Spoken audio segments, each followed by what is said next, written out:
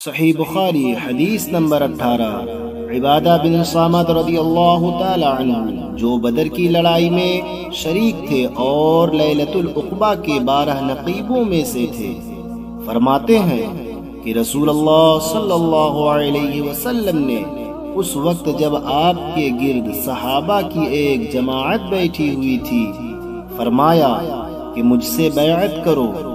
اس بات پر کہ اللہ کے ساتھ کسی کو شریک نہ کرو گے، چوری نہ کرو گے،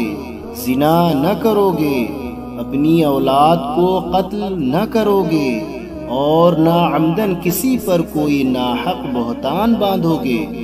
اور کسی بھی اچھی بات میں خدا کی نافرمانی نہ کرو گے۔ جو کوئی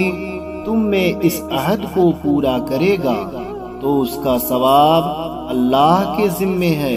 اور جو کوئی ان بری باتوں میں سے کسی کا ارتکاب کرے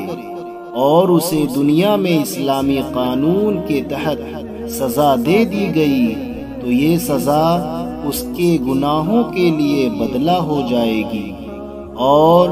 جو کوئی ان میں سے کسی بات میں مبتلا ہو گیا اور اللہ نے اس کے گناہ کو چھپا لیا تو پھر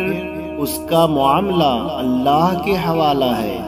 اگر چاہے معاف کرے اور اگر چاہے سزا دے دے۔ عبادہ کہتے ہیں کہ پھر ہم سب نے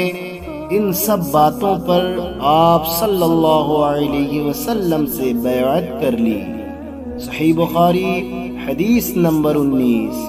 رسول اللہ صلی اللہ علیہ وسلم نے فرمایا،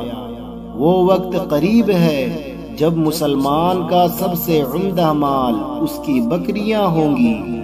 جن کے پیچھے وہ پہاڑوں کی چوٹیوں اور برساتی وادیوں میں اپنے دین کو بچانے کے لیے بھاگ جائے گا۔